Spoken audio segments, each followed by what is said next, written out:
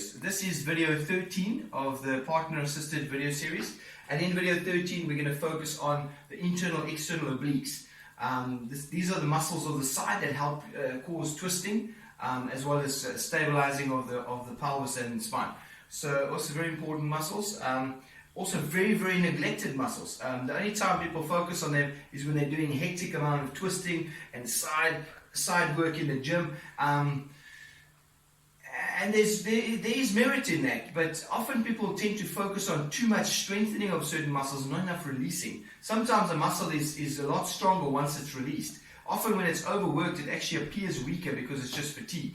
So releasing a muscle can often give you way better results in the gym by doing other exercises.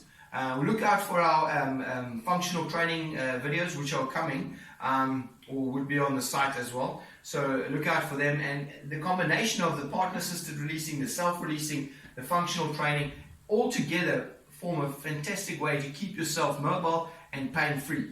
And then, of course, people like myself as a sports therapist, there's physios and chiros, they all do a wonderful job, and they're all out there to help you even more. But what I found in 14 years of doing this is we are so busy because people are constantly in pain because they are doing too much, they're sitting too much, they're training too much. Because they're sitting so much, they go out and train too much. So I think a combination of releasing with a bit of training will help manage that pain and injuries. And then it will also be easier to get in to your therapist because they won't be so manically busy. And when you get in,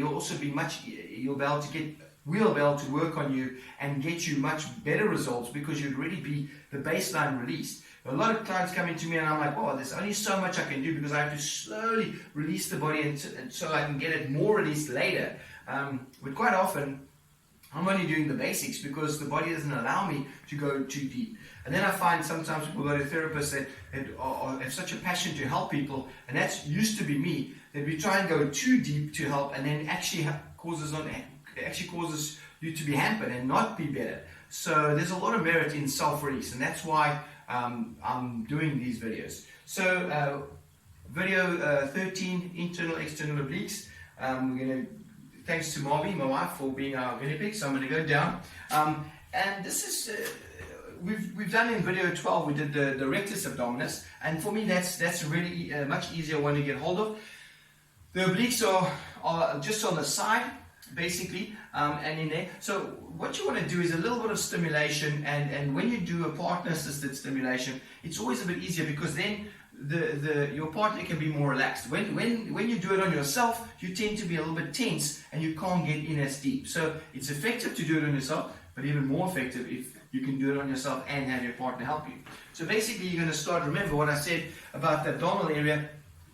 It's a very big lymph area, so you can feel very bruisey and burny in this area. So always start with a little bit of stimulation.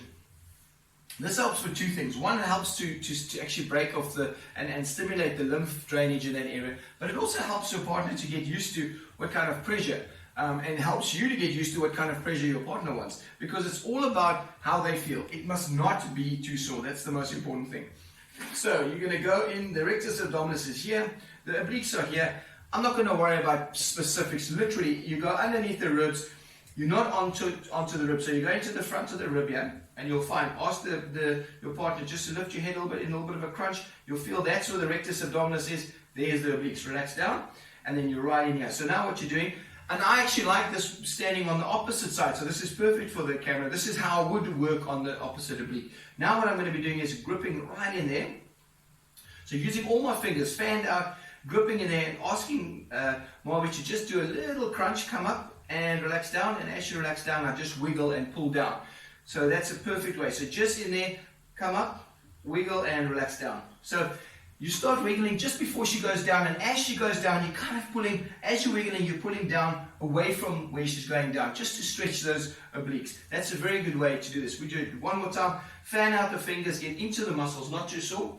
Fantastic. It's tender, but not too sore. Do a little bit there, and wiggle and go down. And as she goes down, that was a good one, right? Yeah, as you do it, it'll get easier and easier because the muscles will start releasing. The biggest thing is not to go too hard. It's a gradual thing. Rather do it 5 or 6 times on each side and softly, and guaranteed each time it will be better. well, that's the release for the obliques, internal and external. Hope that helps. Thanks for watching.